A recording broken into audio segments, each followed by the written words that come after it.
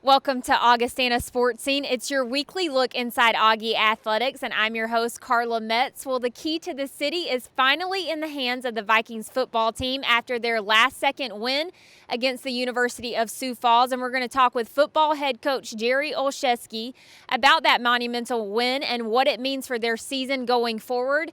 The Vikings volleyball team also beat Minot State in 4 sets and swept the University of Mary, and we'll hear from Coach Meske about those wins as well. But before we get there, it's time to take a look back at highlights from this past week. Now, we've already mentioned that the Augie football team took down the University of Sioux Falls, but let's talk numbers and how the Vikings were able to take down the coup.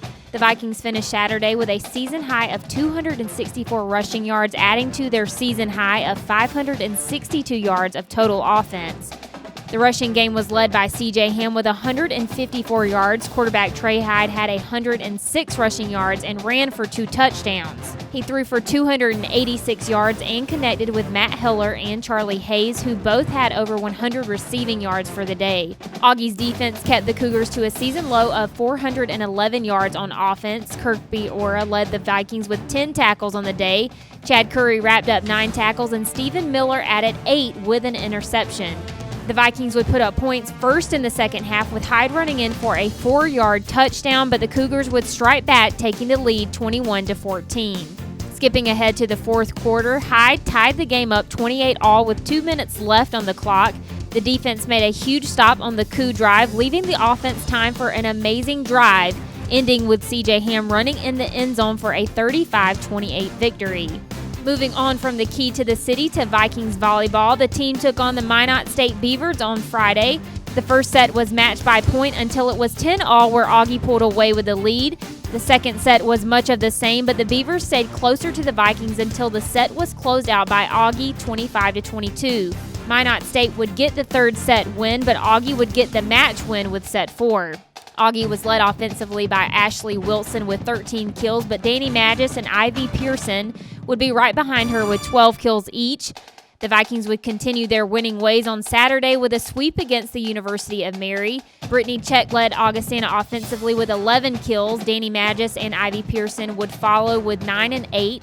Taylor Banks led the Vikings again on defense. She had 14 digs for the day, and Pearson and Check would together add another 14 to take the Beavers down in 3 sets. It was a close call in the Augustana-Minot State soccer game on Saturday. The Beavers put up points first in the 17th minute, but Augustana's Stephanie Stevens would fire back in the 29th minute after beating a defender and the goalie in the lower right corner. Kirsten Smith scored in the 49th minute, where she beat the goalkeeper again to the top left corner. In the 81st minute, Minot State took a shot in the box, but Taylor Mahacek came up with a huge save to secure the lead and eventually the 2-1 victory.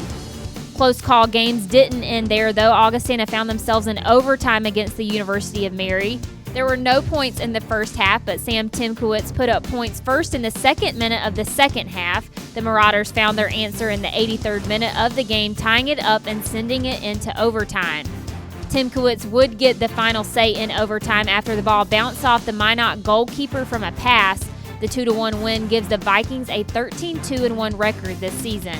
The men's cross-country team ran away with their 7th consecutive NSIC championship, with 3 runners placing in the top 5. Glenn Ellingson won his first individual championship, finishing the 8,000-meter course in 25:49.9. Keegan Carter came in second, and Harold Carbo got a 4th-place finish. The women's cross-country team placed 3rd in the conference championship. Augustana had 3 runners finish in the top 15. Leah Sievert had the highest finish, placing 2nd. Mackenzie Kelly placed 9th, and Anna Cruz came in 12th place. The cross-country team will continue their season in the NCAA Regional Championship on November 7th. Well, when we return, we're going to get Coach OJ's thoughts about defeating the undefeated University of Sioux Falls, and you won't want to miss it. We'll be right back. Being part of a great team means you know your role and you work your role to the best of your ability. If you're consistently going to show up and be your best, you're going to be part of that team. You can see the success they have over time. It's not just 1 year flash in the pan. It's consistent success over time, which makes them great. And that's where the work ethic comes in. The ability to come into work, do the same thing repeatedly day after day after day, and putting your best foot forward is going to separate you from the rest. Choose the experts. Choose Sanford Orthopedics and Sports Medicine. You want more from your home improvement store? Don't waste your entire weekend wandering through a maze of aisles and crowds trying to find some newbie big box store employee who's avoiding you and your questions like Bigfoot avoids photographers. Head to Schoenemann's instead, where you'll find answers and everything you need without the hassle, hoopla, and headaches. From questions to complete projects, look to the experts at Schoenemann's, Sioux Falls, and Harrisburg. The Volkswagen Passat Limited Edition. Dollar for dollar, it's an amazing value. Let's add up the worth of its standard features, like a rear-view camera, keyless access, heated front seats, and more. But what really tips the scales is that you get all this value for this surprisingly low price. That's $1,200 in savings. I usually hate being on scales, but this is nice. At Graham Automotive, West 41st Street, Sioux Falls, or online at grahamvw.com. Welcome back. Last weekend was an exciting one for the Vikings football team as they got to take home the key to the city. Now, we've already looked at a few highlights from the Augie USF game, so now it's time to get Coach Olszewski's thoughts on the win. Here's Brad Peterson and Coach OJ now. All right, Carla, thank you so very much. And Jerry, the week that was against the University of Sioux Falls, 35-28 victory, and a big win in a lot of reasons. But let's just break down how the week went in terms of game planning against the Cougars, and a day that, I mean, from the first quarter on, USF took it at you, a couple of scores in their first two drives. From that point on, as you game planned for the week, what did it look like in your mind as how that first quarter had unfolded according to game plan and preparation? Yeah, well, first of all, game plan doesn't change. Preparation doesn't change. Our Mondays are the same. Tuesdays are the same. You know, football coaches are creatures of habit, and teams are as well. You know, it's to make sure you cover all your bases and get going. So we didn't prepare any differently than we do any other week. We did talk to the kids about how this is an explosive offense. They're number one in our league in scoring offense. They start fast, and then they build on that momentum. A very explosive offensive group play-wise.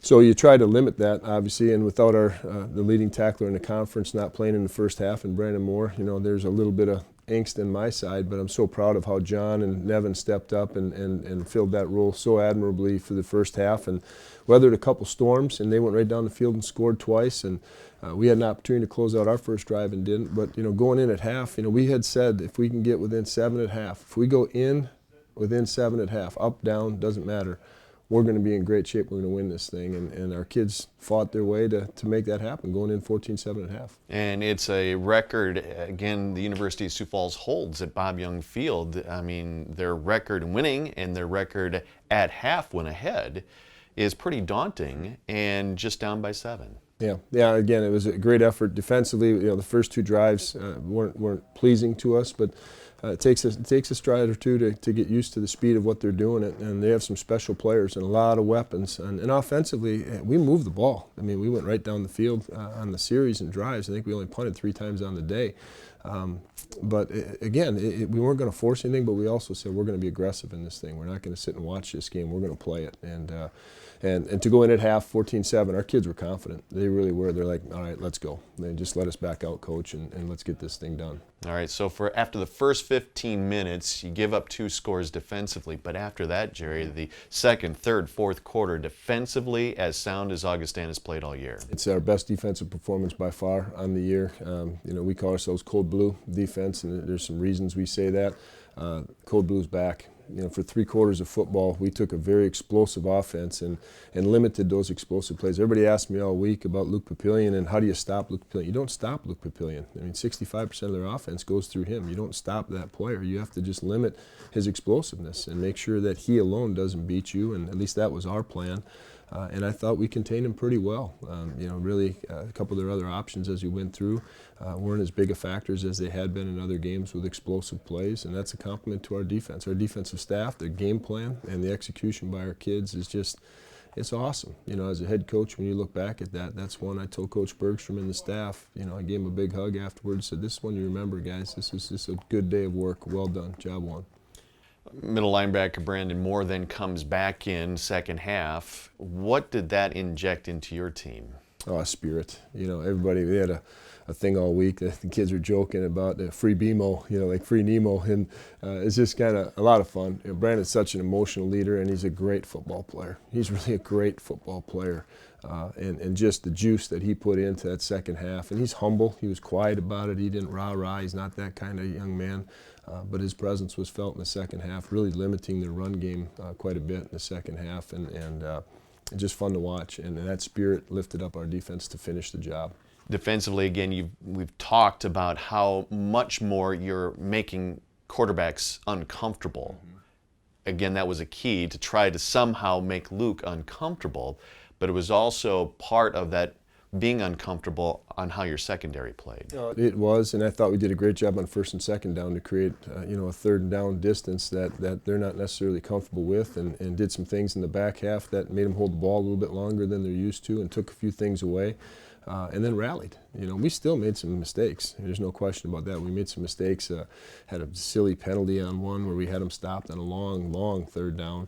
And another time we let them out the gate on a 3rd and 17. I think they got 3rd and 17 and a half. You know, so we didn't play perfect defensively, but I thought we did a really good job of switching stuff up, and I complimented our staff on that, of giving our kids a chance to play fast and making them hold the ball a bit longer. And Trey Hyde then 200 plus yards passing, 100 plus on the ground. First time since Eric DeGraff did it, 1998 against the University of South Dakota.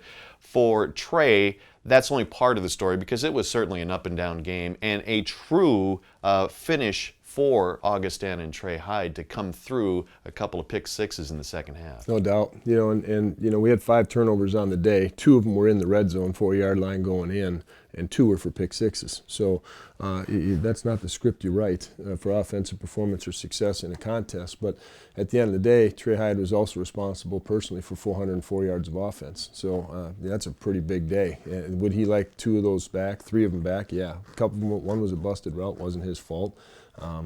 Another one was just 2 of them were very poor decisions by his part, and the other one we just had a slip on where the route assignment went. But I'm not making excuses for Trey. He can play a lot better than that. But at the same point, you know, he's a leader, fought, and that touchdown he scored on the bootleg. You know, he put the X button on and got in there in a hurry, and that really was when I think I really felt we were going to win. But I think the sidelines at that moment said, "Dagger, you know, this one's ours."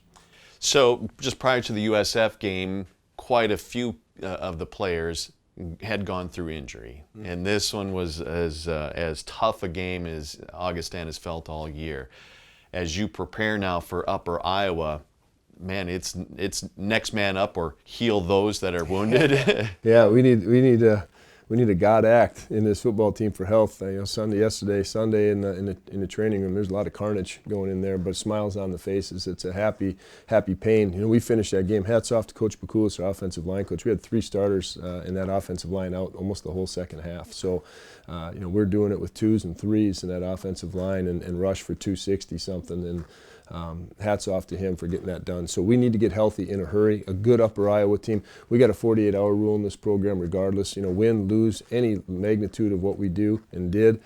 We got to get over it quickly, because Upper Iowa's coming to visit us here, and they're a really capable and explosive offense themselves, and a good defense that's, I think, in the top 3 right now in our league. So our challenge is going to be great. We need to get healthy fast and continue our own personal journey now as we go forward in the 2015 season. Yeah, and it sounds like they may be down their quarterback, so in preparation again for the Peacocks. Yeah, and they got a full week now to prepare with him down, and they run a good scheme, a system. It's different than other people do. They're going to get the ball out of his hands quickly, and defensively they've been all over the field, a little more of a 4-2-5 pressure alignments and 4 down front. A really excellent defensive tackle that was disruptive to us last year, and we lost there last year. We turned the ball over 5 times and had a chance to win that game going in with 20 seconds left. So our kids remember that, and we just. You know, the big thing for us, Brad, is we want to continue to improve. Whatever happens in this season, there's so many things that could happen, whatever else. Let's just stay focused in the moment. Enjoy this journey that we're on right now. I love these kids, and the experience they're having is special. It's just special, and I don't want to lose it, so we'll make the most of every minute. All right, Jerry, thanks so much for your time. Thanks so much. All right, Carla? Thanks, Brad. And the Vikings football team will return here to Kirkby Over Stadium to take on Upper Iowa this Saturday, and kickoff for that game is at 1 p.m. Well, when we return, we're going to talk with Coach Meske about last week's conference wins. Be sure to stay tuned. You're watching Augustana Sportscene. Moms and dads, want to make sure that your kid is prepared for school picture day? First order of business are clothes. Help them pick out clothes and colors that look good on them. Because sometimes the picture shows more than just this, you know? After all, you're gonna have that picture forever. Remember, smiles are like French fries. They're better when they're fresh. Bottom line, the Life Touch team will make sure everything runs smoothly. So picture day will be fun and exciting for everybody. Need a new water softener? I'm on it. Dude, don't do it yourself. No? No. Leave it to the experts. Just say, hey, Culligan man. Save salt, energy, and water with a $39.95 water softener. Inspect and check on any brand. Noah, are you about ready to go? Don't forget your football. Thanks, Mom. You promised to never miss a game, and with iMed Mobility, you never have to. From handicap accessible vans to wheelchair lifts and driving aids, iMed makes it easier to be there for all of life's important moments. iMed Mobility, providing life-changing experiences for all our customers. The specialists are so important because they're the ones that can take your team from average to great. The guys that have their specialized roles and understand them and do them really well, those guys are hard to find. And so when you have those guys that are good at what they do and believe in what they're doing, don't care too much about who gets the credit, and want to go out and prove something, I think that that is probably the most important ingredient in a successful team. Choose the experts. Choose Sanford Orthopedics and Sports Medicine. This past week's matches against Minot State and UMary were big ones for the Augustana volleyball team, and they were able to come out on top in both of those games. The wins put them at 16-6 for the season and 9-5 in the NSIC. Brad Peterson is with Coach Meske to talk about the wins and what the next few weeks hold for their season.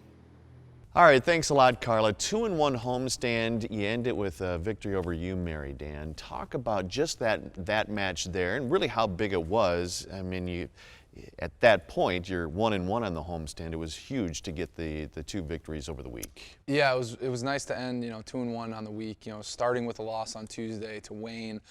Recovering against Minot and Mary, who are at the bottom of the conference but play really high-level volleyball. Mary in particular, they've got 4 wins on the season against pretty good teams. So anybody in this conference can get hot and catch you on an off night and make you pay for it. So to finish with a win against Mary on Saturday was great. I thought our girls really rebounded throughout the week. They had midterms going on. So just to kind of focus on the volleyball aspect of it and finish with a good 2-1 record on the week, we were pretty happy with that. Yeah, let's not forget the kids are students and they're athletes. And at Augustana, there's even greater expectation, I believe. So how was that week handled, knowing they'd get a couple days off this week? Yeah, so we're on fall break now. So Monday, Tuesday of this week, we'll give them Monday completely off just to kind of refocus their mind, physically and mentally get a break. Last week we tried to go no more than 90 minutes in practice, which when you're preparing for 3 opponents is a lot easier said than done. So we really tried to set them up as best we could for success in the classroom, because if you're stressed with the classroom and you feel like you're getting behind in your classes or whatever it might be, that has a tendency to spill onto the court. If you can't make great decisions off the court, it's hard to make great decisions on the court. So we want to give them every opportunity to be great students, to be the great student athletes that we know they can be. Well, in the week here at home, it was quite evident of the leadership of 5'9" junior out of Omaha, Brittany Check, and her play. And it started with a lot of digs and help in that match against Wayne State. Yeah, Britt, I think she had the second highest dig total of anybody this year with 35 against Wayne, which from an outside hitter, I have never really seen that before. And that was, a lot of those digs are coming, those are pursuit plays where she's in the front row and maybe the ball goes off the block on the other side. She's taking the off blocker tip, and she's just making these really small plays that we talk so much about. So, I mentioned to the team that when you're watching us play, your eyes are just naturally kind of fixated on Britt last week, just because you could see how hard she was fighting for every single point and how important every single point mattered to her. So I thought it was great for Britt, who in the past hasn't really been asked to fill that role, to step into that leadership role for us. Over the weekend, Coach, two setters and Alex Banker and Anna Sikora played well too. Yeah, it was nice to get our offense going, especially on Saturday. We felt like our offense started to click again. We felt like we passed really well against Wayne, but for whatever reason just couldn't offensively get it going. Wayne's a great defensive team, so sometimes they have a tendency to have you doubt some things that you're doing, even if you're doing them at a high level. So to rebound from that and get it going against Minot, and especially against Mary, it was good to see Alex and Anna connect so well with our hitters. And that Friday match highlighted by some good defense too. Yeah, again, you know, Britt followed up her 35 digs at Wayne with, she was 21, I think, against Minot. And, you know, Minot's a much improved team from last year. And, you know, at this point in the season, a team like Minot knows they're not making the conference tournament, so they're not going to tip the ball. They're going to go out there guns a-blazing and just bombing away. And that's sometimes hard to defend when they get hot. And they definitely got hot in the third set against us. So a weekend in review, first contact showed improvement. Yeah, I think we're doing some great things passing. We're in the top of the conference with not getting aced, which is a great place to be. So Britt, Tay, and Ivy have done a really nice job for us. And you know, talking about Anna and Alex earlier, when we can pass well, it makes it so much easier on those setters to connect with our hitters and keep our offense firing. The mistakes, the errors a team can make, which includes being in net, which includes not moving feet in terms of just trying to get two hits, whether it's trying just to pass the ball.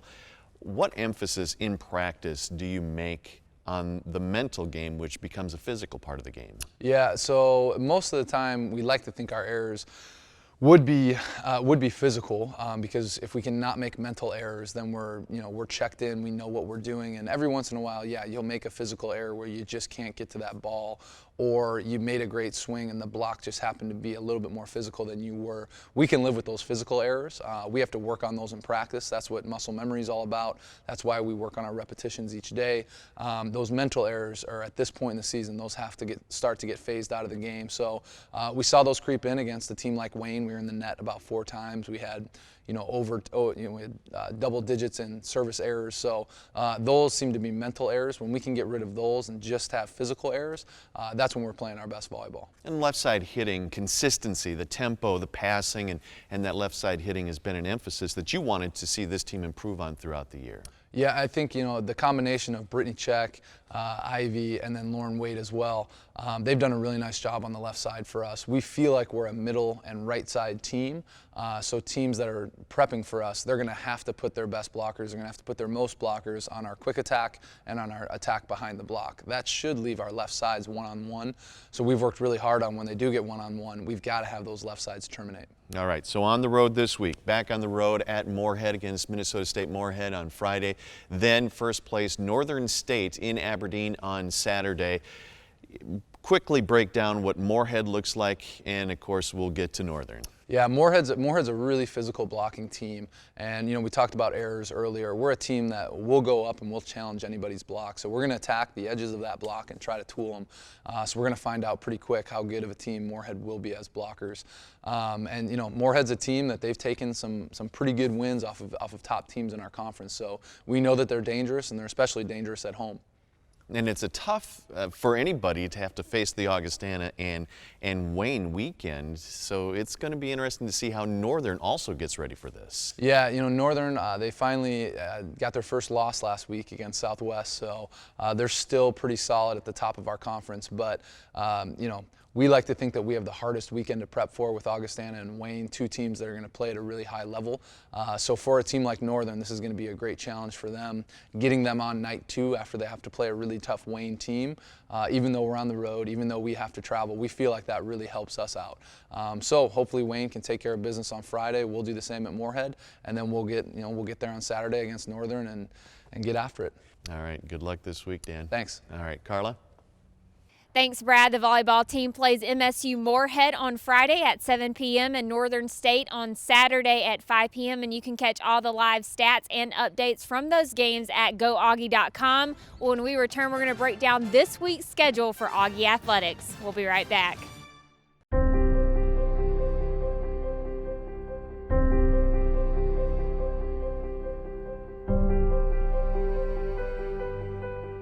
here at Augustana, I felt the things that we do differently than other programs we compete against or other programs in the nation is we have a great faculty and staff who are at every game, who are there cheering loudly for us, and it's a great advantage to know that my professors and people I meet on the street who are big Augie boosters are always at our games and always encouraging us every chance they get. And then whenever we travel, I mean, our away sidelines, our away stands is almost just as big as the home stands. One of the best things I think Augustana has to offer is just kind of the community feel of it. It's really small. You see everyone on the campus just walking around, especially the teammates. I mean, we're with each other all the time. Professors know you by name. You're not just a number here. We don't focus so much on like our accomplishments all the time, but building strong relationships. So you really have a family here, and it's just awesome to be a part of it.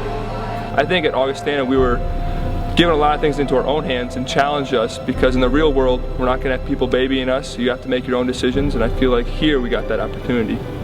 Being at Augustana, I have learned to juggle things more than I expected to. Being busy with 2 sports and wanting to manage all of it has been tough, but being at Augie has really helped me figure out time management, learn how to deal with stress, and giving full effort, because it's something I believe in and something I want to pursue it's my goal to be a physical therapist, and I think Augie and the professors have helped me greatly with that. Being a student athlete has helped me become a better leader. It's helped me to be more helpful. I mean, in high school I was, everybody's somewhat the star in high school, and everybody's looking at you, but I mean, when you get to college, you have to work your way up, and it's definitely helped me to go out there and reach out to other people and just be more outgoing, and it's helped me build confidence in myself as a person, just being a student athlete here. I've become a lot more outgoing. Obviously in college you're kind of on your own, but I guess being with the team you develop those relationships, but also just I guess appreciating being on the field and everything that we have. So.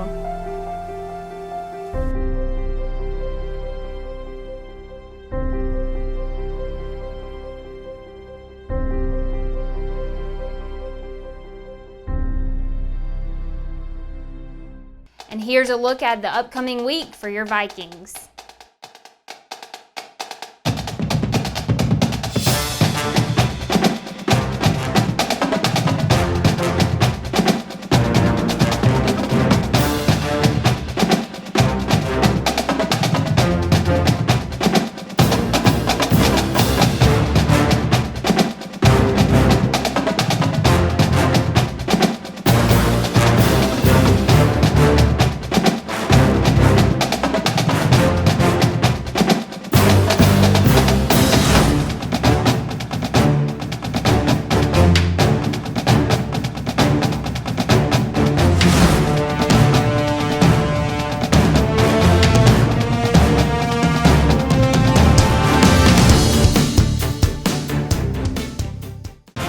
Keep up with all the latest information on the Vikings at GoAugie.com. I'm your host, Carla Metts. We'll see you next week.